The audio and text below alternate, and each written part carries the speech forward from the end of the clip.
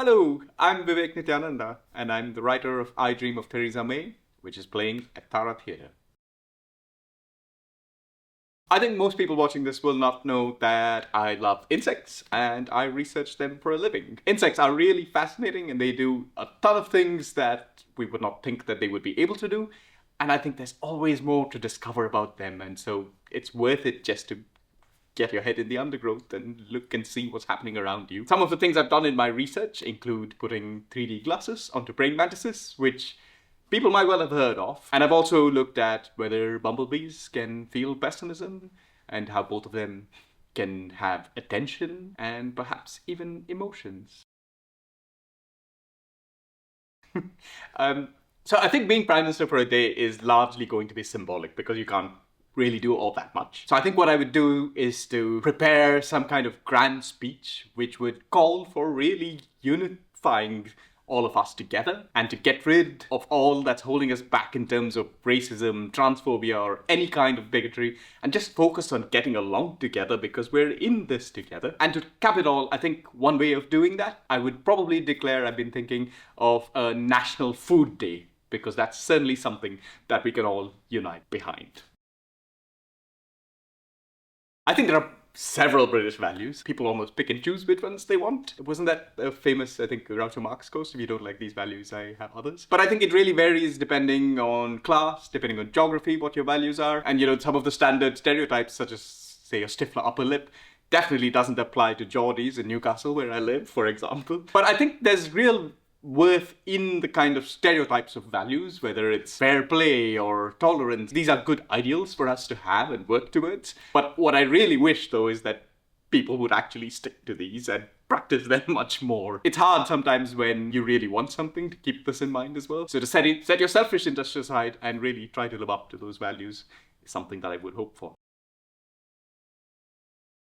The idea for the play began, I think, from my own immigrant experience and my experience of entering into the UK just as the hostile environments began. And, right from the start, it was almost felt to me that, everyone, or at least the political class, was completely anti-immigrant. And this was just me, not as a refugee, not as an asylum seeker, but someone who had come in on a skilled worker visa, on a job that didn't exist, which I created and I got in. But you still feel that pressure. And I think when I started thinking about what I wanted to write a play about, this was something that really came up. I was really compelled by this idea of what would happen if, Theresa May popped up in my dreams and started having conversation with me. And once I had that idea, I couldn't let go of it. And as much as it was a bit terrifying to start writing about a play that was so overtly political, I felt I couldn't resist and I had to write it. And that really was the origin of the play in terms of conception. But in terms of the route through which the play happened, I think it really came from the support of two theatres. One is Live Theatre in Newcastle and the other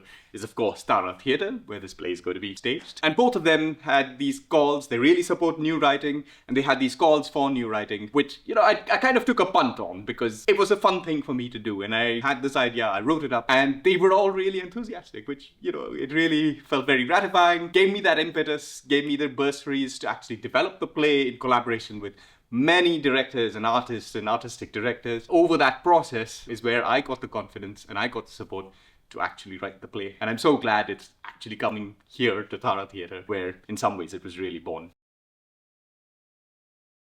The one person who immediately came to mind, and I know this is a bit of a corny answer, is my grandmother. I think she had a really wry sense of humor and also this, clear sense of what is right and what is wrong. And so I think advice from her at every stage would be very useful. Of course, there are times when you might not agree with the advice and where, certainly as grandchildren, we might not have been happy with the things she said. But that's all right, that's what advice is for. You take it or you leave it, and it certainly gives you a different perspective. A fun reason why it would be nice to be able to talk to her again is that she used to read our palms and, predict our futures. So she might know what's happening in the future. What greater advice can you get from someone who actually knows what's going to happen? I think right now the place that really feels like home is my flat in Newcastle. I really like being in Newcastle and I like our flat. It's cozy. My husband and I, we really love it. There are still parts of my hometown, Bangalore, which still feel the way it used to and they feel like home. But the city itself has changed so much that even if I were living there, I would probably feel a bit removed from the city in some ways. So that's something which has changed. Other places that I feel I really feel at home in is the outdoors. The mountains in India, the Western Ghats or the Himalayas. When I'm out there, I really feel, yes, this is where I belong. But much more recently, I really feel this about the Northumbrian landscape or the Scottish Highlands, the North Pennines, North Yorkshire moors. I hike there every weekend, and that feeling when you're there really feels like home. I feel like I know this. With this question, I feel, it's almost, I feel a bit presumptuous for me to give anyone advice, given that I'm just starting out. One of the things which I would like to give advice about is to really focus on your individual stories, because there's something that whoever you are, you've gone through, you've experienced, you've thought about, or that's something that you obsess with, and go after those individual quirky obsessions and stories. I feel like there's a lot of weight of history or expectation or how South Asian stories have been told before. And I think that they inevitably will come into your plays, but you don't have to start from those positions, and you can come up with something really new, something that's really you. That's what I think about a lot. Amongst all the stories that I could tell, why is it this one?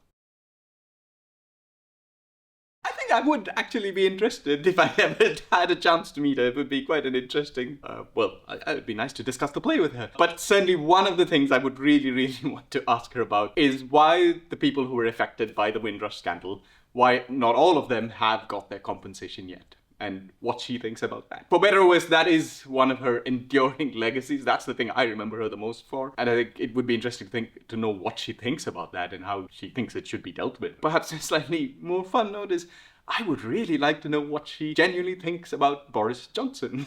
When I've seen, bits of her in Parliament asking questions to him, you can sense that there is some friction there, let's say. So I would really like to ask her what she thinks about Boris Johnson.